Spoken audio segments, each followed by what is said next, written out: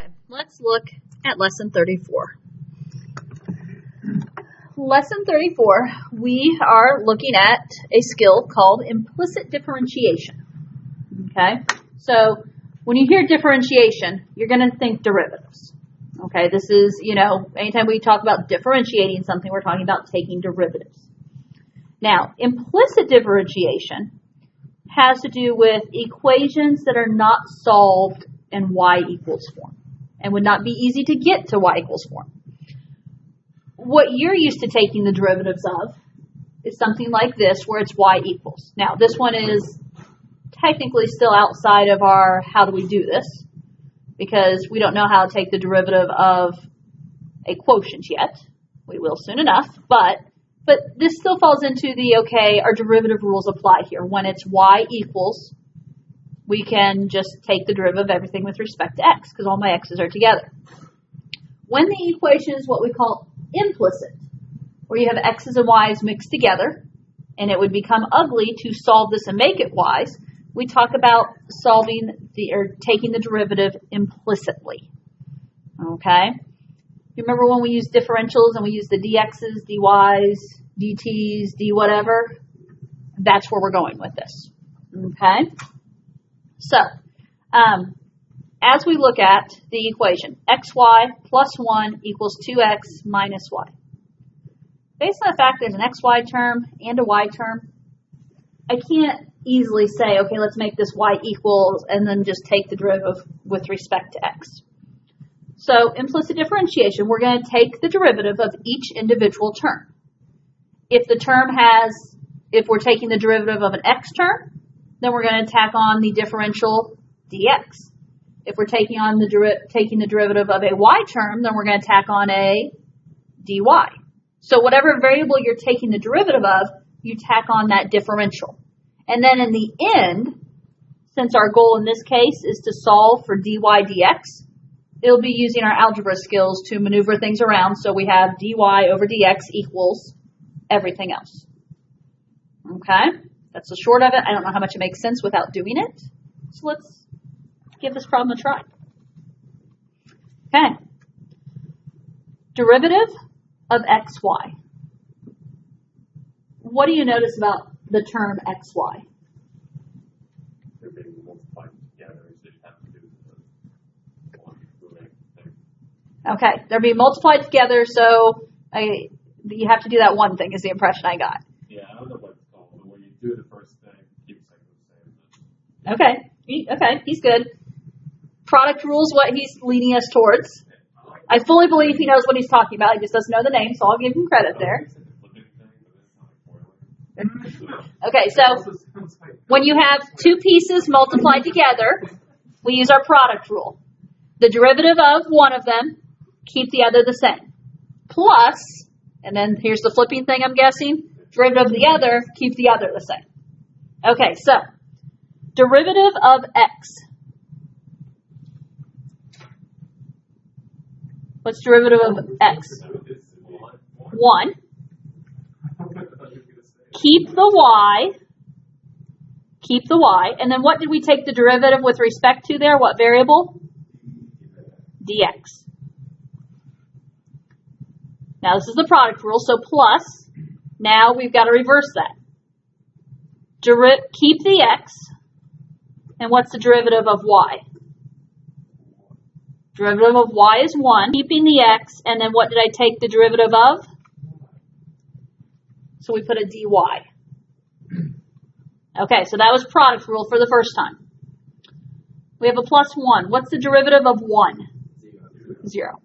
Just for this problem, I'm writing in the 0, just for the moment. It will drop out soon enough, don't worry. Okay?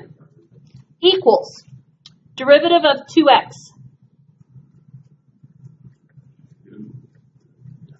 2, and then with what variable?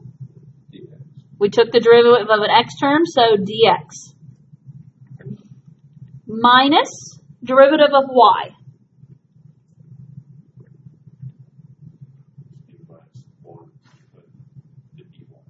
Okay, derivative of y is 1 times the differential dy, because we took the derivative of a y term. Are you all there on the first step? Okay. Your goal now is you want all of your dy's on one side, dx's on the other side. Because we want to be able to do dy divided by dx. I personally, life will be easier in my brain if dy's are all on the left. Officially, it doesn't matter. So if I put dy's on the left and dx's on the right, what does that mean is going on here?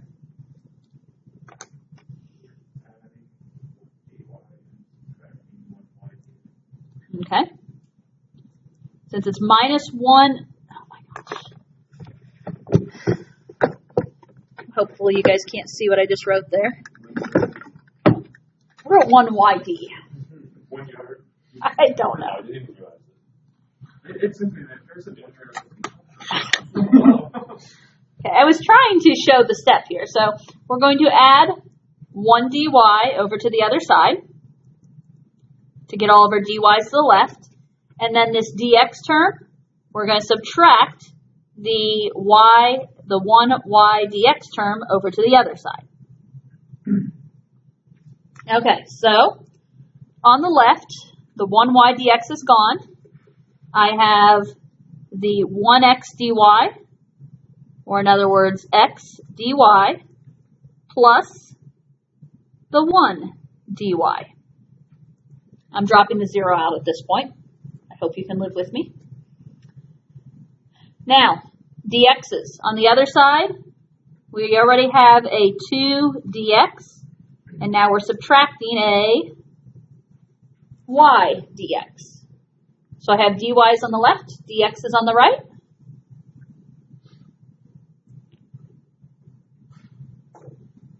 What should I do with these dy's on the left, do you think? Factor out dy. dy is essentially like a GCF. So if we factor out dy, what remains? Okay, x plus 1 dy. Out of habit, I tend to put the x plus 1 first and the dy out back. So I have x plus 1 times dy. If you would prefer to say dy times x plus 1, there's nothing officially wrong with that. On the right, what am I factoring out? A dx. And so in my parentheses, I'm going to have 2 minus y times the dx.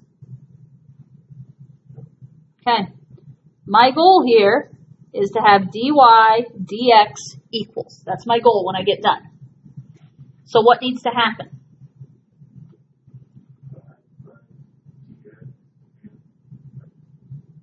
Okay, yep. On the left, we need to get the x plus 1 out of here, yes? So on the left, I have to divide by x plus 1, which means if you divide by x plus 1 on the left, we divide by x plus 1 on the right. So that now leaves me with just dy on the left, but my dx is on the right. I want that dx to move to the left, so I'm going to divide by dx on the right, which means I'm also dividing by dx on the left. And the whole point of this, do you see canceling happening?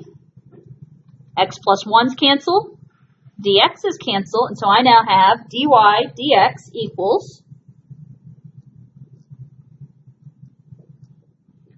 2 minus y over x plus 1.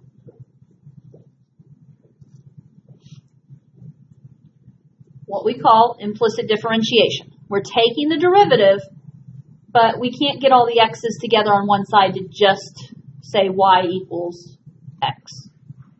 Okay? So we had to do it each term. Questions?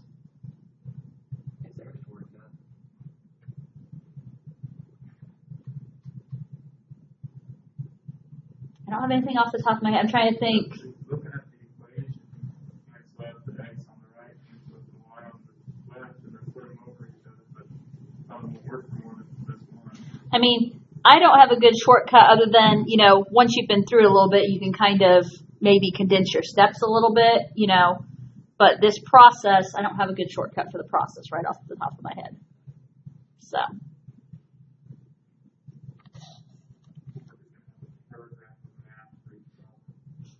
Okay, example 2. Given that y squared minus xy equals sine x, and that both x and y are functions of time, find, and they ask us 3 different problems.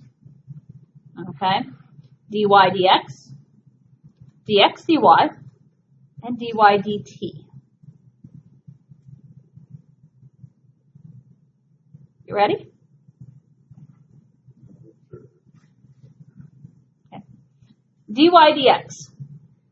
Is that any different than what we just did? No. Okay. Yes, they're functions of time. So we could, on all of these, when we say dy and dx, we could say dy dt and dx dt. But there's no t's in this problem. And so the dt's we could just all clear out. So we don't have to worry about that, even though they're functions of time. We can just use the same way we were doing up above. When we get to part C, it'll have to be a little different, but we're not to part C yet, right? Okay, so on part A, I'm going to go all the way over to the left side. Let's start implicit differentiation. Derivative of y squared. 2y dy. Okay, minus derivative of xy.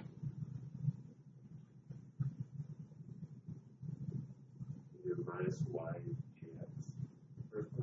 Okay, so if we take the derivative of x, that's 1, right?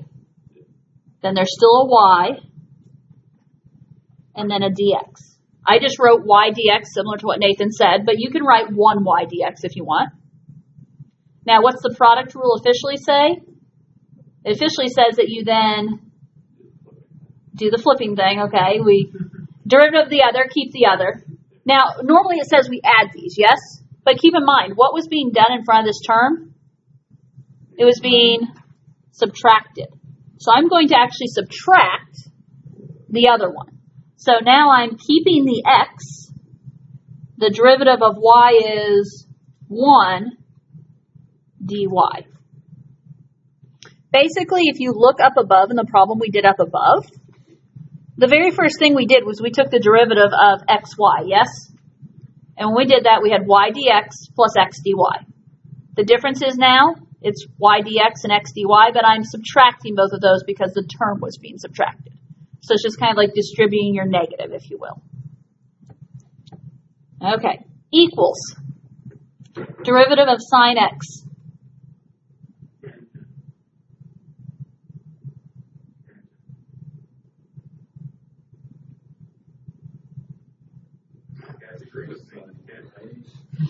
Derivative of sine x.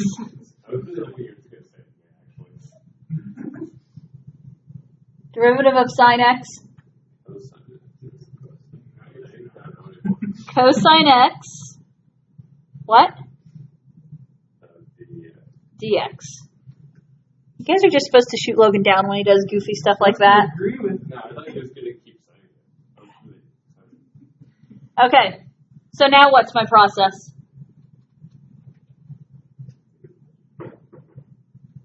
Trying to get all the y's and x's on the same side. All the dy's and dx's on the Okay. same side. Yeah.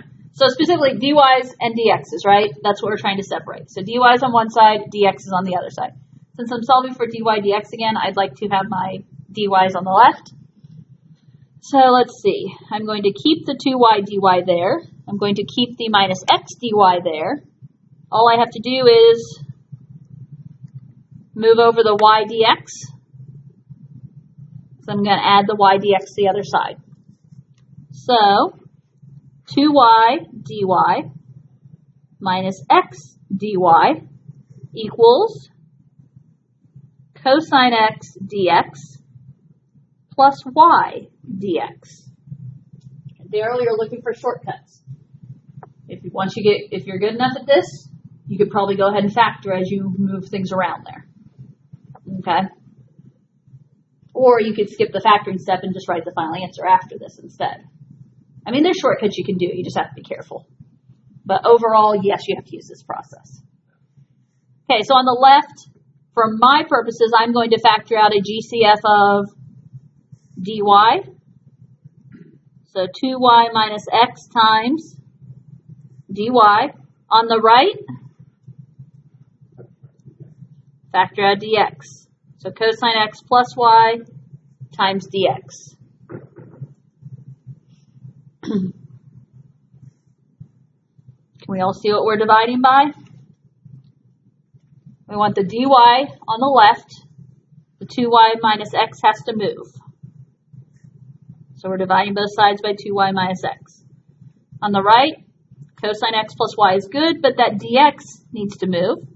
So we're dividing by dx.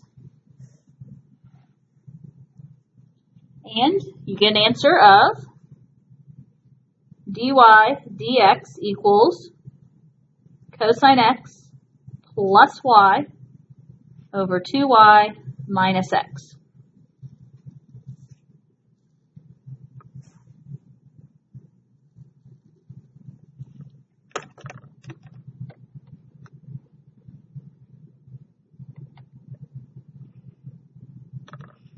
Okay. What about B? It's the same thing, isn't it? You would do the same steps. You would take all your derivatives, you would separate y's and x's, except now, when you divide to force yourself to have dx on top and dy on bottom. Well, if dx is on top and dy is on bottom, that's just going to flip the rest of your fraction, right? So, I am all about, what's my answer? 2y minus x all over cosine x plus y. Yep. 2y minus x over cosine x plus y. Feel free if you want to put the work down there. I am all about saving myself some time here. And I think you guys would be annoyed with me if I worked that whole thing out again. Maybe slightly. I can skip that. The advantage of calculus level is I do feel confident that I can skip that and you guys are like, oh, okay, yeah, I get it, you know. It just comes down to at this step you would have divided oppositely. You would have had to divide the dy and divide the cosine x plus y. So, It depends how tired I am on that day if I get it or not. well, George is asleep in the back. I'm getting at the point where I take this now and figure it out when I'm home. I don't know if I've done as much in this class. I used to do that sometimes in chemistry. okay, C. We're going to have to do some work on C. What's C ask us to find? dy over dt. Okay. So, dy over dt, which would be a piece of cake if there's y's and t's in the problem. But there's not y's and t's, there's x's and y's. And it did say that both x and y are functions of t. Now, there's a couple of different ways we can think about it, but I think the easiest way to think about it is since they are functions of time. If you look back over here, and I shouldn't have scooted this over to where you can't see A yet, because we're still going to use A for a moment. If you go back to step 1 in part A, when we said all these dy's and dx's, what we really needed to do is just think of them in terms of dy dt, dx dt, dy dt, and dx dt. Because since they're all functions in time, we're taking the derivative of y or x with respect to time.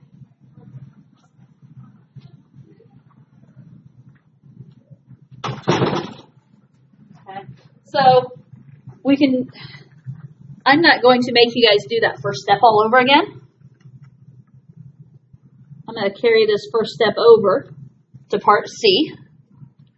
The other way we can also think about this is we're just taking each of those terms and dividing by dt.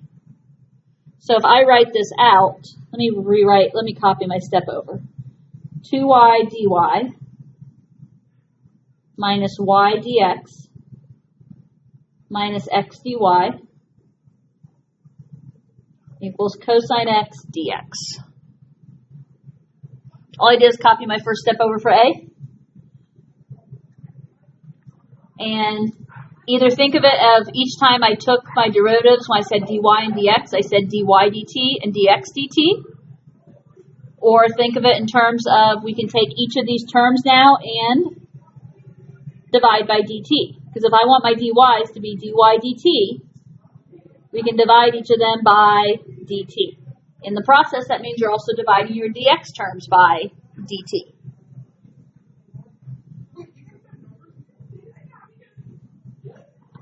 So now, my goal is to solve for dy dt. What's that mean? Dy dt terms on one side, everybody else on the other side. Or essentially dy dt on one side, dx dt on the other side. Kind of like when we were separating our dy's and dx's, right? So, We just wait till the last step to divide over an A where we start and left, we just divide them by dt once we get the dx, dy. possibly. Like if you went ahead and did it this way, Like maybe about the third step down on A, and dividing by that stuff, yeah, just divide by dt. put the dt's in there, you probably could. Officially, it's probably more formal to put the dt's in from the beginning, though. If it's something where we're grading steps, kind of depends if, if it's like a multiple choice problem, you're fine. If it's something like a, open-ended question, and showing the steps, I don't know, you'd have to be a little careful there. Okay. Okay, so I'm going to keep my 2y dy dt on the left. I'm going to keep my minus x dy dt on the left. On the right, I'm going to keep my cosine x dx dt, and that minus y dx dt has to add over to the other side, and I'm going to say plus y dx dt. Essentially, this looks a lot like the second line in part A, doesn't it? Except all my dy's and dx's have t's under them. Can you think about factoring again? Think in terms of GCFs. On the left, we have a GCF of dy dt. So 2y minus x times dy dt. On the right, I have a GCF of dx dt. So I'm going to say cosine x plus y. And I'm going to put the times dx dt out back.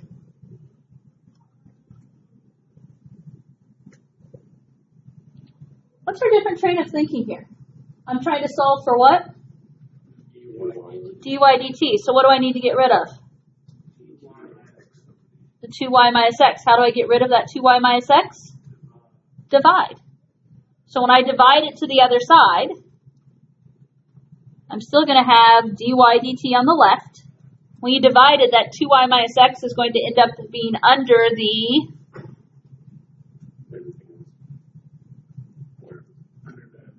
Well, you can put under everything, or you can just put under the cosine x plus y.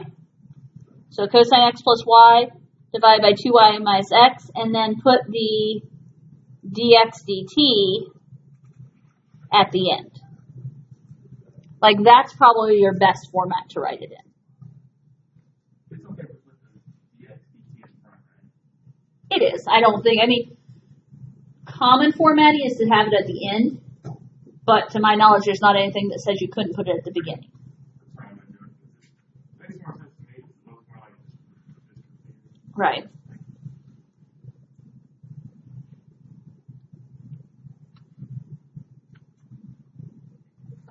Okay, ready for example 3? I heard it this time. Yeah, I've been listening for it. I've been hearing You hear it more? I tell you, I say it every day. I've heard it like 3 times now. I say I hear it on occasion now, but okay. Still like to listen to it all the time. Example 3. X squared y minus y e to the x equals cosine x. What is dy dx? Have you started without me? Not really. Okay. Well, take me through it because I'm not doing it for you. Immediate 2x. Derivative of x squared y. 2x, y, dx. Derivative of x squared is 2x. Keep the y dx because it was derivative of x. Then what? Would be plus x squared dy. Okay, plus x squared dy. Keep the x squared. Derivative of y is 1 dy. Yep, same thing for the next number. The next one is y times e to the x. So take turns taking the derivatives. Derivative of y is 1. So e to the x dy. And then what are we doing with this next term? Subtracting, because the term in front, it was a subtracting the whole thing. So you're subtracting both pieces of your product rule. So now we're going to keep the y. Derivative of e to the x is e to the x dx. Equals derivative of cosine x,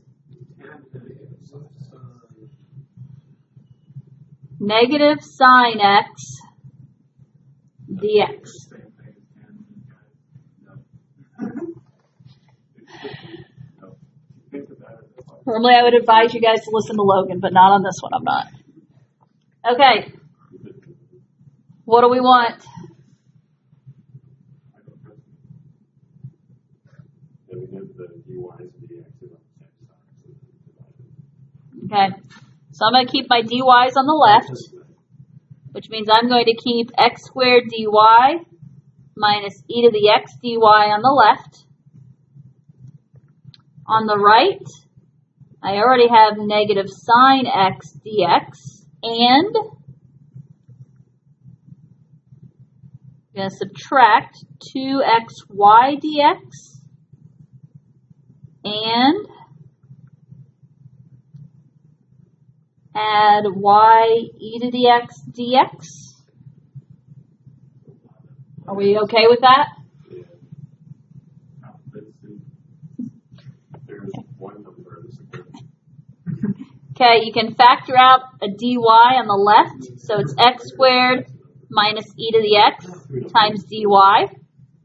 On the right, they all have a dx, so negative sine x minus 2xy plus y e to the x, all being times by dx. Holler at me if I get to going too fast here. I thought this was going to be really difficult because there were 3 terms on the right. There's still time, Trevor. It doesn't make, just because there's more terms on the right does not make it any different. Yeah. I mean, it means that there was one more term I had to factor a dx out of. There's going to be one more term to write my next step, but it doesn't make it any more difficult in this case. Okay, can you write your answer now?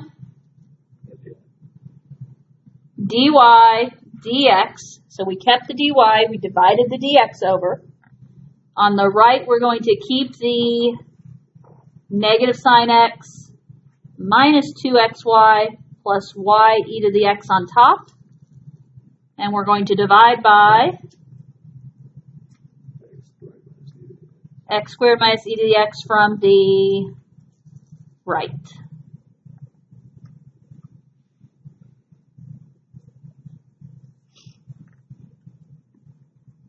I see tangent. I told you it's tangent. Okay. The one more that's not in there. Example 4. Oh gosh, we've got a lot to do. I better get a move on. We gotta move, guys. We might run out of time here. I don't remember this lesson being long. Well, I know we got started late, but still. 4. Find the slope of the line tangent to the graph of x squared plus y squared equals 2 at 1, 1. So you just do the same thing and then plug in 1 template. Well, you'll plug in whatever you need in terms of 1, 1. Okay, so he says do the same thing. When we hear find the slope of the tangent line, that means you are trying to find the derivative. Finding the derivative in a problem like this means we're finding dy dx. So we're going to solve for dy dx. And then, yes, we'll have values to sub in at the end. Now, nice part is the math is a little easier here. Derivative of x squared.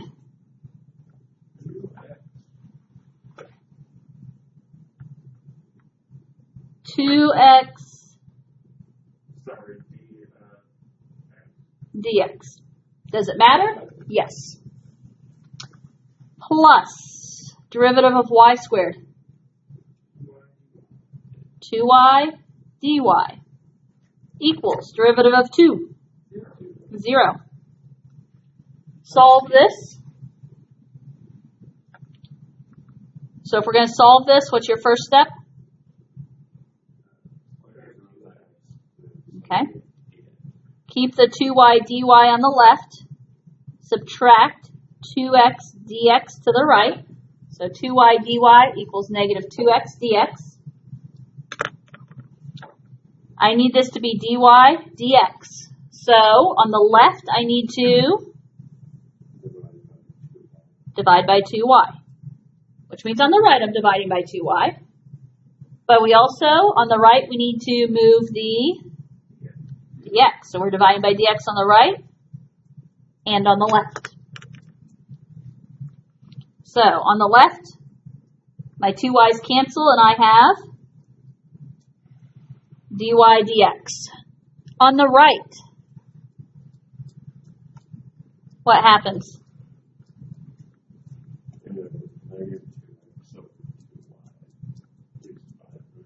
Okay, the dx is cancel. He says negative 2x over 2y. Can you take me a step farther there if you want? You could cancel the 2's and say negative x over y. Okay. Plus c is if we're doing integrals. We're back in derivatives, so no plus c's. What do we do to finish this problem? That's the derivative. Yep.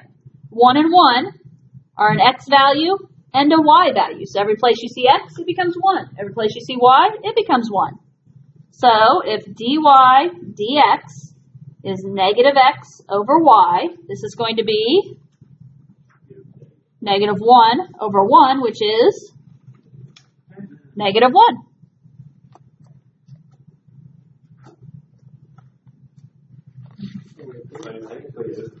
There is a back page. I just sat down my pencil like we finished it. Sorry. Now, as you start to turn over, think with me for a moment. X squared plus y squared equals 2. What is that the equation of? A circle. X squared plus y squared equals 2 is a circle. And yes, if you're looking at the back side, we're going to use the same problem again. But it's a circle with officially a radius of square root of 2. Okay? Because it's x squared plus y squared equals r squared. Excuse me. Okay, we're going to continue working with that equation. Find the points on the graph of x squared y squared equals 2 where A, the tangent is horizontal. What is a horizontal tangent? Tell me. Okay, if Logan's holding his arm up. Horizontal. Okay, if we're talking about a circle, the top or the bottom of the circle? Because there's going to be a tangent line up top and a tangent line down below. What do you know about the slope of this line?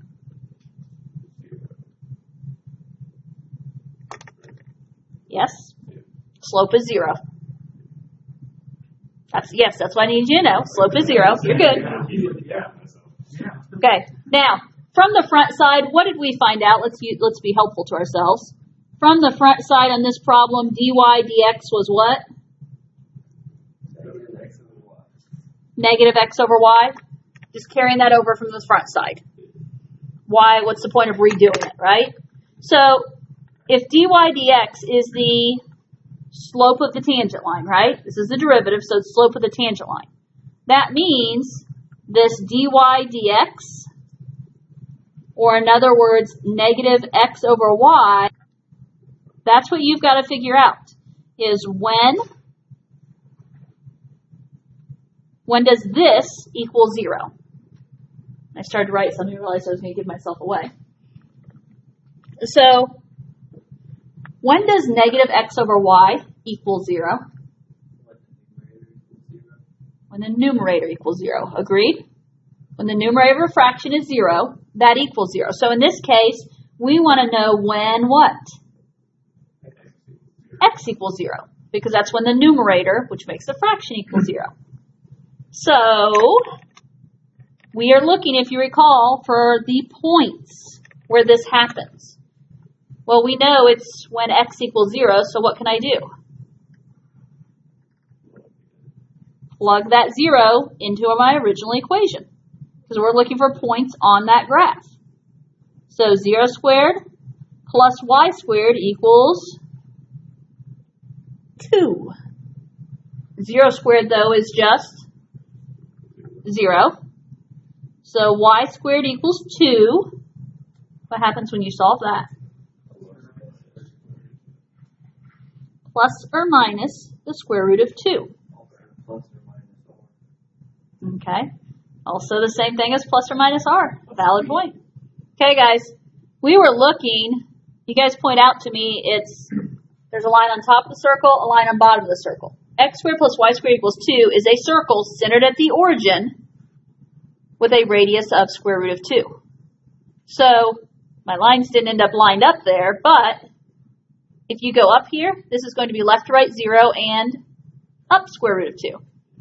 Here, if you go left to right 0 and go down square root of 2. So, my ordered pairs are 0 square root of 2 and 0 negative square root of 2.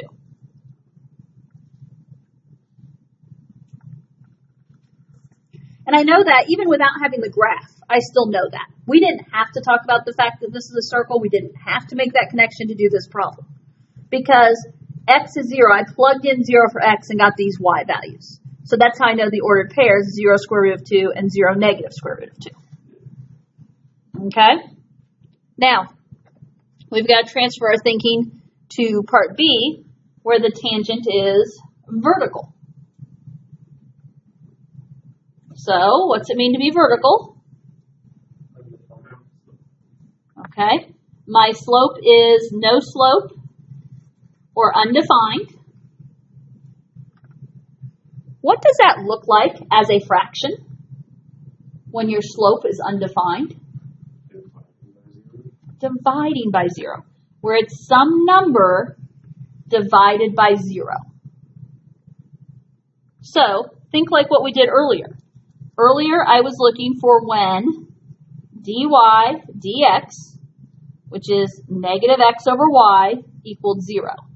Now, I'm going to be looking for when it is some number over 0, which means what matters this time?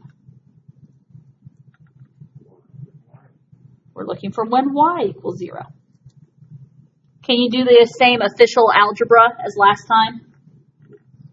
So it becomes x squared plus 0 squared equals 2. X squared equals 2, which x is plus or minus the square root of 2. Can you give that to me as ordered pairs?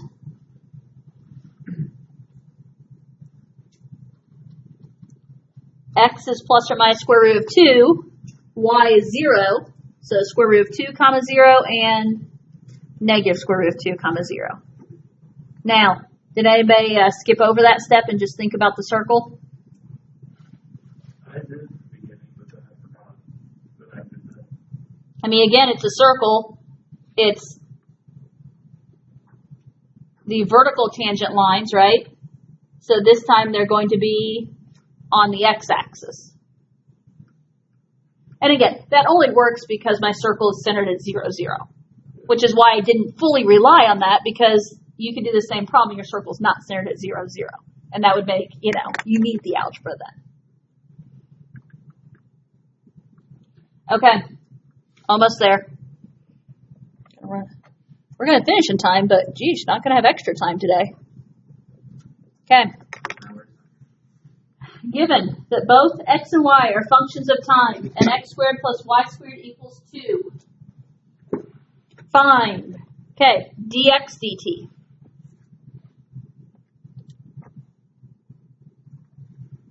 Thoughts on how I do dx dt?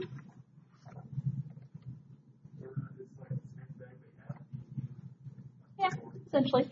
If we take our line from earlier, square root of x squared was 2x dx.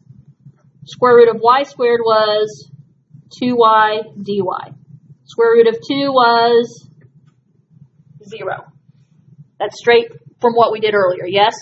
But if you take each of those, and if we're talking in relation to t, basically you can just think, okay, I'm going to divide each term by dt. Or you could have taken them as dx dt and dy dt at the time. I don't care which we think about. So, let's see, what am I solving for? Dx dt.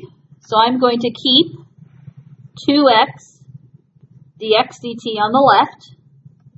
I'm going to subtract over my 2y dy dt, so negative 2y dy dt.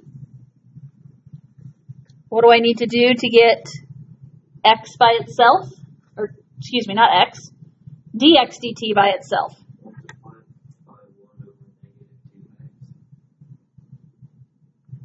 Why negative? If I'm trying to get dx dt, it's just a 2x. Huh? Okay, so okay, I get it. So he said essentially it's multiplying by 1 over 2x. It's not pretty, but you could even go and just say it's dividing by 2x, right? It doesn't look pretty there, but maybe I should have gone for the pretty factor. Regardless, 2x's cancel. Dx dt. Over here, put the 2y and 2x over each other. So if I say negative 2y divided by 2x, what does that simplify to be? Negative y over x, and then we still have a dy dt.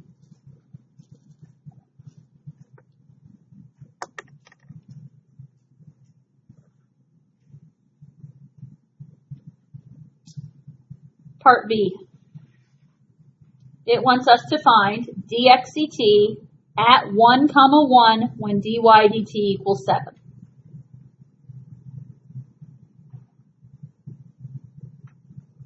Okay, just plug in 7 for dy dt, same equation. Yep. We have everything we need from the previous. Use the previous equation. Dx dt we just found to be negative y over x times dy dt. What are we provided up above? 1, 1, which go in for what values? X and y. And we're provided that dy dt is 7. Probably the easiest math we've done all day. There, okay, this is your calculator time, Trevor. There you go. Negative 1 divided by 1 times 7. Comes out to be? Okay. Woohoo, okay. Got the calculator out for all the right purposes there. Okay, so here's your notes for lesson 34. Do we have time?